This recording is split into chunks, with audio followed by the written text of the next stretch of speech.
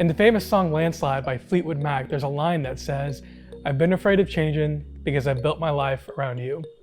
I think this line really captures how a lot of people feel about change, whether they realize it or not. And with the last year and a half that we've had, I don't know anybody who's a stranger to change. The change in response to COVID impacted everyone, whether it was working in the office full-time to working from home full-time, kids going to school to doing school from home, the frequency we see friends and families, the restrictions we have when we do see them, changes financially from pay cuts to unemployment, changes for better or worse in health, spikes in breakups and divorce. With so much change happening in such a short amount of time, how do we not work through change in fear, but in a healthy way? I think there are two things we have to be aware of when we're experiencing change. The first thing is our identity. When we experience change, that exposes where we place most of our identity in, the things we built around our life around most. Experiencing change, particularly change that brings hardship and pain, reveals the things that we hold closest to.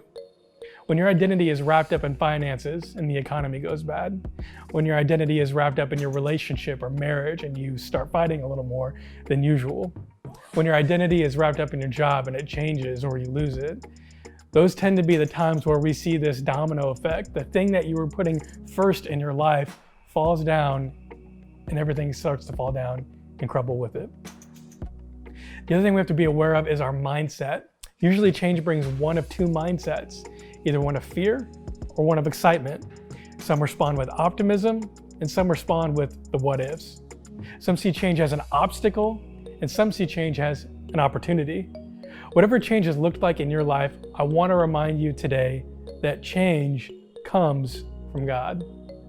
Even in change that you didn't want, even in change that hurts, even in change that looks like it has no upside, change that gives you nothing to be positive about, God is still God.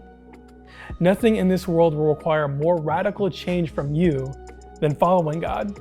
And throughout Scripture, we see constant change and God at work in the midst of it. We see no way to move forward and God splits the seas. We see a barrier and God breaks down the walls. We see a shortage of food and God multiplies what we have. We see a mountain in front of us and God just says, tell it to move.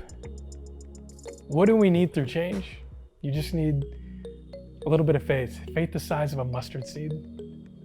Hebrews 12 tells us that we run with perseverance. We need perseverance because it's not going to be easy and it's not going to come without trial and tribulation.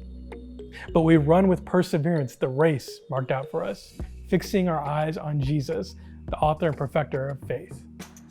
It encourages us so that when you encounter opposition, when you encounter change, when it feels hopeless, remember Jesus who endured for us, so you will not grow weary and lose heart.